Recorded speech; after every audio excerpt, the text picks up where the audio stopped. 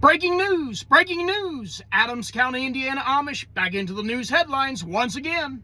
Following an investigation into the Adams County crash, adults are now facing charges for giving minors alcohol. Yeah, they're Amish.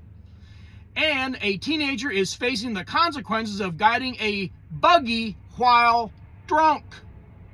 Just after midnight Saturday morning, police, firefighters, and medics responded to a crash involving two horse-drawn buggies near County Road 200 South and County Road 400 East, according to the Adams County Sheriff's Office. First responders found a 19-year-old Amish boy unconscious and missing two teeth. He was taken to a Fort Wayne hospital for treatment of his injuries, which has also included a concussion, swelling, and abrasions and bruising. Investigators determined the 19-year-old was guiding a buggy and tried to pass another buggy that was in front of him, but didn't see two buggies coming from the opposite direction until it was too late. So it was a horse and buggy head-on collision. The first oncoming buggy swerved into a ditch to avoid a crash, but the second buggy collided with the 19-year-old's buggy head-on. The investigation revealed the 19-year-old was leaving a birthday party where the homeowners had given him and other visitors alcohol. Yes, this Amish community, I know a lot of those that come out of that community. They had a major split in the church already several times, but they are allowing alcohol among the Amish youngsters. It's wild. And they're Amish. See, you guys, lots of you guys, sometimes are having a hard time believing some of the stories I've shared coming out of my community. You know, my dad had a DUI. Hundreds of times the horse brought him home in front of the barn, and he got by operating a horse and buggy while intoxicated. But then one time the horse hit a car. Well, then the popo was called. My dad went to jail. First Amish guy in my community to get a DUI in a horse and buggy. But this stuff happens all the time. Police said when they asked one of the homeowners about providing alcohol, his response was, "I didn't think one drink would hurt anybody." Yeah, like one drink was really all you had, bro. David Swartz and Annie Swartz now face charges of furnishing alcohol to minors. Proximate cause to serious injury, a level 6 felony. The buggies coming from the opposite direction had also been at a gathering where the homeowner gave them alcohol, including minors.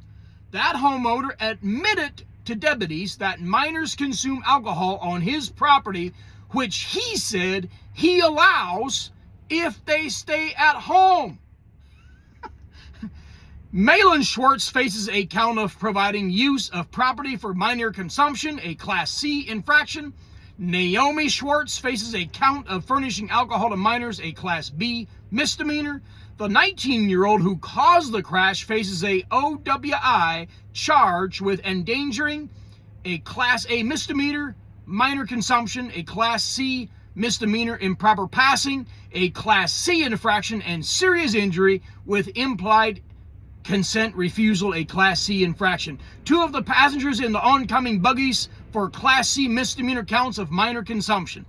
So these stories keep coming out of many different Amish communities. You can see the pictures of the buggy on the news channel there is all mangled to pieces, but it doesn't say anything about the horse. But I will tell you, the horses are probably not okay. We had a head-on collision when I was just an Amish teenager. We were racing, and we were so focused on the buggy next to us racing that we took another horse and buggy head on, and the shaft of the buggy went right through our horse, and he did not make it. So lots of times this carelessness results in the horses losing their life, but and then of course in this case other injuries to human bodily injuries. So yeah, a lot of you guys don't think that can happen among the innocent looking Amish that seem to have it all together, but guys, there's a lot of these communities, like especially Bern, Indiana, Geneva, Indiana. They are off the rails with alcohol.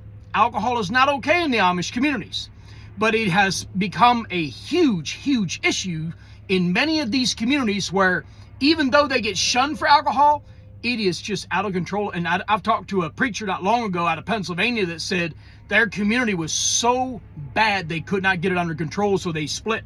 He said they ended up moving out and joining another community because alcohol was so horrible that there was other things happening that I'm not going to talk about in this video or it'd get taken down.